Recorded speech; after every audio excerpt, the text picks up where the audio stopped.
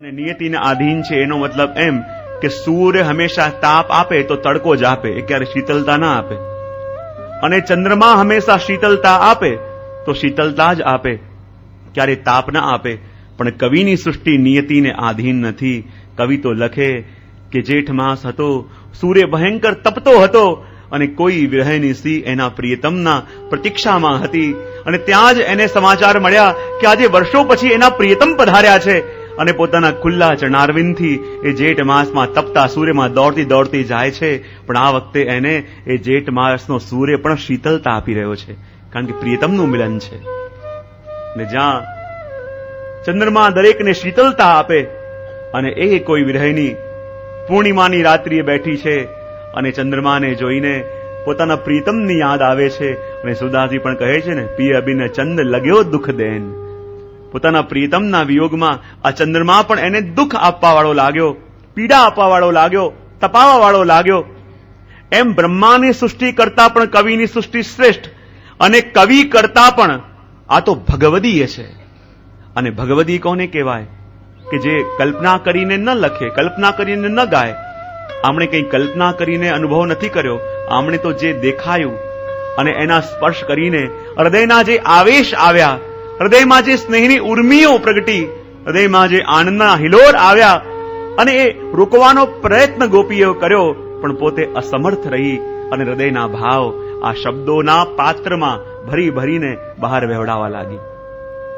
આ ગોપીઓના એક એક શબ્દ છે. શું છે એ શબ્દ? તો એક એક પાત્ર છે.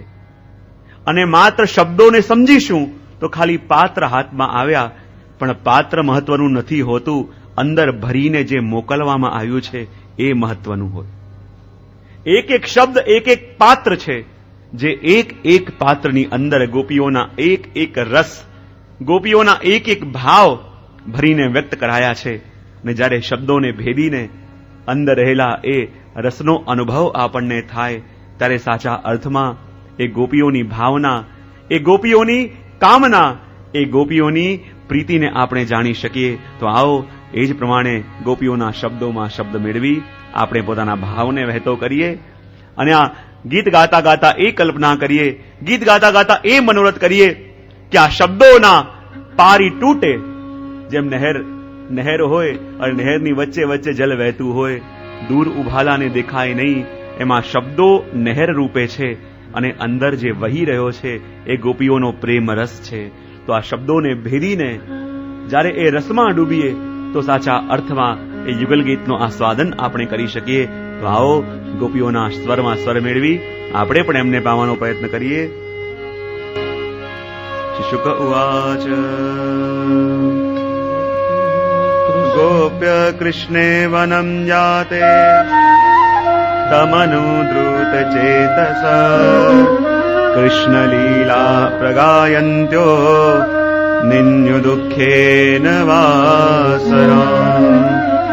ગોપ્યોચુ વામ બાહુ કૃત વામ કપોલો વલ્ગીત ભ્રૂરધ રાપ્રીત કોમલાંગુલી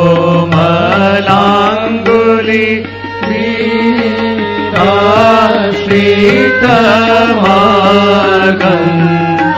ગોપ્ય ઈયરતિ યત્ર મુકુંદ ગોપ્ય વનિતા સહસ્રે વિસ્મિતા સદગોપધાય સલજા કામાર્ગ સમર્પિત ચેતા કસ્મદં જયુર અશ્રુતનિવ્ય અંત ચિત્ર મબલા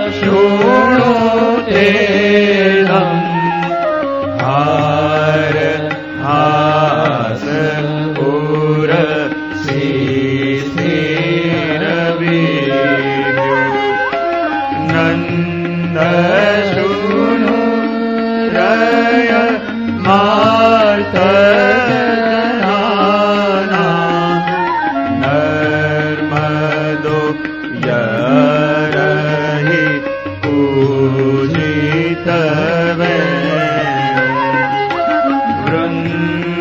वृन्दशो व्रज वृषा मृग गावो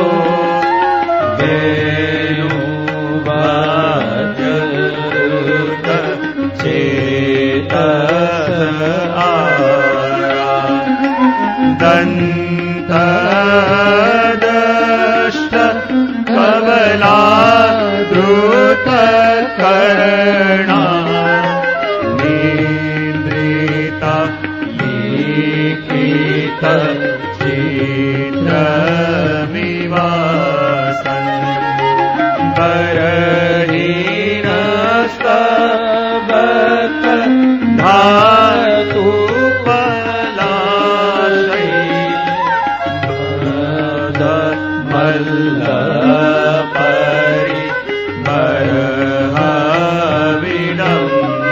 बरहविडम्ब करहि सबन आलीस गोपै गामा करयति यत्र मुकुन्द सरहि गतया सरितो वै कल्पनाम्बुजरजो अनियनीतं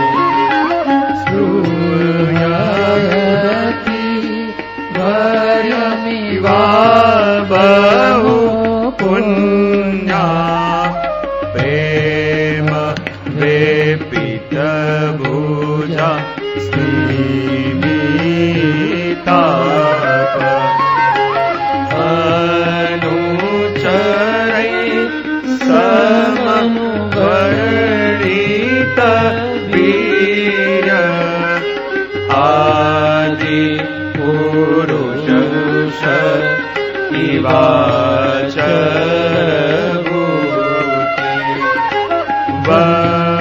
वनचरो गिरितटेषु चरन्ति वेणुना गायति दासयदानि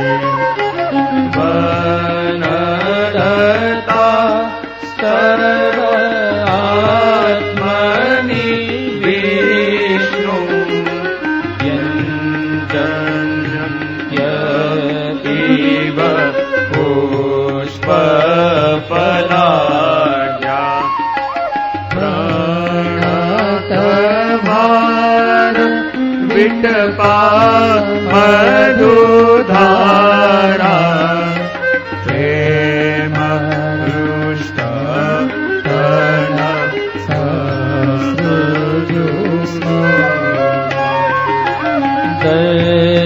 दर्शनीय तिलको वनमाला दिव्यगन्ध तुलसी